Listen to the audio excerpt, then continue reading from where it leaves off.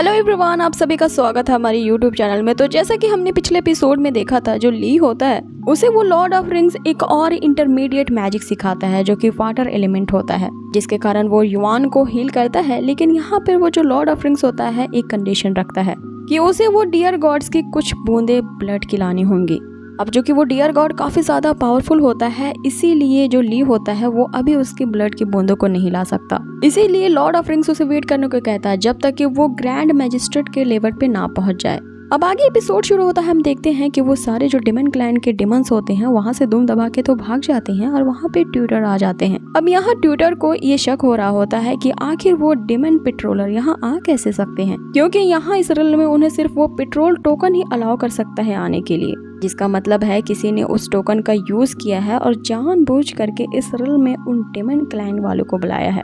अब यहाँ पे ट्यूटर सस्पिशियस होने लगते हैं, उन्हें लगता है कि जरूर हमारी बिरादरी में कोई स्पाई छुपा है। अब जैसा कि यहाँ चोर की दाढ़ी में तिनका होता है, तुरंत ही लॉर्ड फ्रेम ट्यूटर के सामने आके कहता है कि मुझे ऐसा नहीं लगता कि आप जो सोच रहे हैं वो सही है, क्योंकि उन डेमंस ने हर जगह अपने मास्टर्स हाइड कर रखे हैं। आगे वो कहता है कि मेरे ख्याल से लगता है कि उन डेमंस ने उन मॉन्स्टर क्लैन से कोलैबोरेशन कर लिया है, या तो फिर हो सकता है कि वो जो फ्लाइंग ड्रैगन का घोस्ट है उन्हें उसके साथ हाथ मिला लिया हो। अब यहाँ ट्यूटर भी सोच में पड़ जाते हैं कि तुम्हारी ये बात भी सही है, इसीलिए इस मैटर को जल्द फाइंड आउट करने के लिए हमें इसकी तह तक जाना होगा। आगे वो इसकी छानबीन कराने की सोचते हैं और बाकी स्टूडेंट को कहते हैं कि तुम यहाँ पे इस जंगल में ऐसे मत भटको, जल्द से जल्द अपने एकेडमी पहुँचो।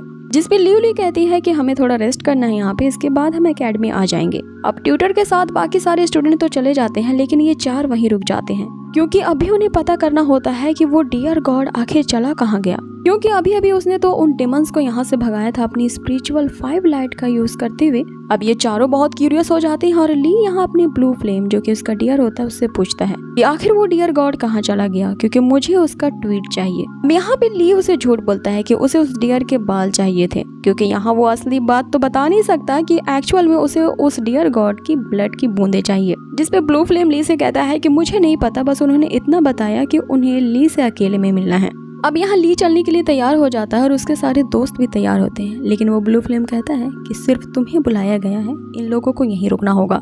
आगे वे लोग चल पड़ते हैं, जहाँ रास्ते में ली पूछता है ब्लू फ्लेम से कि आखिर वो डियर गॉड हमारा कहाँ इंतजार कर रहा है और वो आखिर इतना मिस्टीरियस क्यों है। जिसपे ब्लू फ्लेम उसे बताता है कि वो हमारे क्लैन के डियर गॉड है, काफी पवित्र उनका एग्जिस्टेंस है, तो जाहिर है कि उनसे कोई आसानी से तो मिल नहीं सकता। जिसमें ली यहाँ अपने मन में सोचने लगता है कितना नकचढ़ा है और इसको कुछ ज्यादा ही घमंड है अपनी पावर का, क्योंकि उसके पास वो 5 कलर की डिवाइन लाइट है जो एक माउंटेन को भी अपने वश में करने की पावर रखता है, इसीलिए शायद वो इतना नकचढ़ा है। अब ली के इतना कहने की देर होती है कि एक तेज रोशनी उसे हिट करती है। अब ये और कोई नहीं बल्कि 5 कलर डियर गॉड होता है, जो उससे कहता है कि मैं तुम्हारे इवल थॉट्स को सुन सकता हूँ, तो अगली बार अगर तुम मेरे सामने आओ तो इन्हें रिमूव करके आना।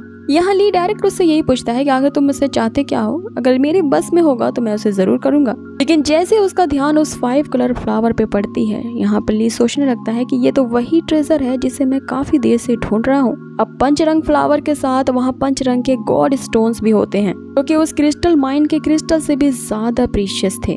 अब यहाँ ली बहुत ही ललचाई भरी नजरों से उन्हें देख रहा होता है, क्योंकि ये उसके मैजिकल स्पेयर के लिए सबसे अच्छा मटेरियल था। अब ये देख के गॉड डियर उसे कहने लगता है कि मैं तुम्हारे अंदर के लालच को महसूस कर सकता हूँ, मैं जानता हूँ कि तुम ये 5 नेचुरल एलिमेंट्स को पॉजेस करना चाहते हो, लेकिन अगर तुम इन्हें पाना चाहते हो तो तुम्हें सबसे पहले मुझे ये दिखाना होगा कि तुम इन्हें पॉजेस करने के काबिल भी हो कि नहीं।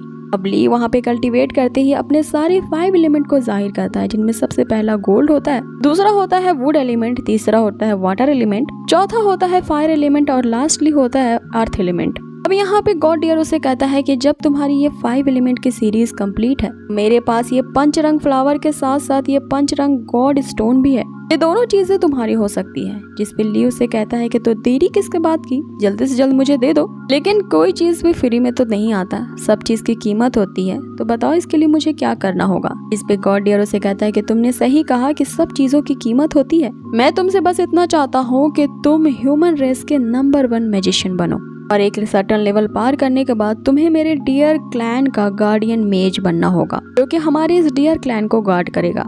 ये सुनकर तो ली एकदम सरप्राइज रह जाता है कि डियर गॉड उसके बारे में इतना हाईली सोचता है। इसमें ब्लू फ्लेम यहाँ ली को बताता है कि ह्यूमन रेस में बहुत सारे मैजिशियन काफी सालों तक प्रैक्टिस करते हैं तब वो एक सुप्रीम मैजिशियन बनते हैं और धीरे धीरे अपने स्ट्रेंथ को लेवल अप करते हैं। लेकिन ली की बात यहाँ कुछ अलग है। वो उन सब मैजिशियंस में से सबसे ज्यादा टैलेंटेड है और उसमें ये एबिलिटी है कि वो नंबर 1 मैजिशियन होने का खिताब को अचीव कर सकता है। अब यहाँ गॉड टीयर उसे बताता है कि तुमने अपने 5 एलिमेंट को अवेकन कर लिया है, जो कि हम गॉड्स के लिए काफी ज्यादा प्रिय होता है। तो अगर तुम हार्ड वर्क करते हो तो तुम्हारा जो फ्यूचर है वो काफी ज्यादा प्रॉमिसिंग एंड ब्राइट है। और अगर अपने बारे में तुम्हें इतना सुनने के बाद भी कॉन्फिडेंट नहीं है तो तुम यहाँ से जा सकते हो। जिस पर ली यहाँ उनसे कहता है कि नहीं नहीं नहीं, मुझ में तो बहुत कॉन्फिडेंट है, मैं तैयार हूँ, लेकिन आपको मुझे टाइम देना होगा क्योंकि ये लेवल को अचीव करना शॉर्ट टर्म में नहीं हो सकता। कम से कम मुझे इसके लिए 100 डेज की जरूरत होगी। जिसपे डियर गॉड उसे कहता है तो ठीक है, तो हम एक कॉन्ट्रैक्ट बना लेते हैं और ये कॉन्ट्रैक्ट एक इक्वल कॉन्ट्रैक्ट होगा। जिसका मतलब है कि इसका मतलब वो आगे उसे बताता है कि जितनी भी सारी क्रिएचर्स हैं